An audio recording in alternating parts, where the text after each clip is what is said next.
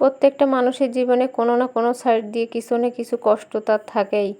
তো এই কষ্টের কথাগুলো আসলে কারো কাছে প্রকাশ করার দরকার নেই। কারণ কিছু সুবিধাবাদী মানুষ আছে যে এই কষ্টগুলো শুনলে তাদের আরও বেশি আনন্দ লাগে, তারা বেশি মজা পায়, মনে করে যে অনেক ঠিক হয়েছে, এটা তার জন্য প্রাপ্য ছিল।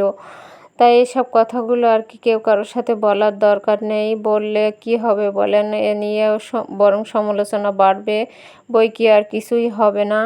তো আপনারা যে মাছগুলো দেখতে পাচ্ছেন এগুলো কিন্তু আমার এলাকার ইলিশ মাছ। এই ইলিশ মাছ কিন্তু বেশ বড় ছিল, অন্ততপক্ষে 4 ইঞ্চি লম্বা।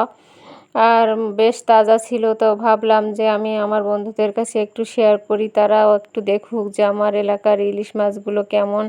আর এই ইলিশ মাছগুলো কার কার এলাকায় দেখা যায় সেটা কিন্তু আমাকেও একটু অবশ্যই আপনারা বলবেন, তাহলে আমিও জানতে পারবো যে আমার এখানে যে ইলিশ মাছগুলো আছে আপনাদের এলাকায় সেই মাছগুলো আছে কি না।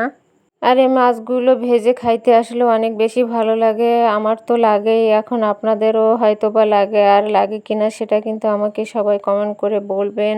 সবাই কিন্তু এভাবে আমাকে ভালোবাসা দিয়ে আপনাদের পাশে রাখবেন।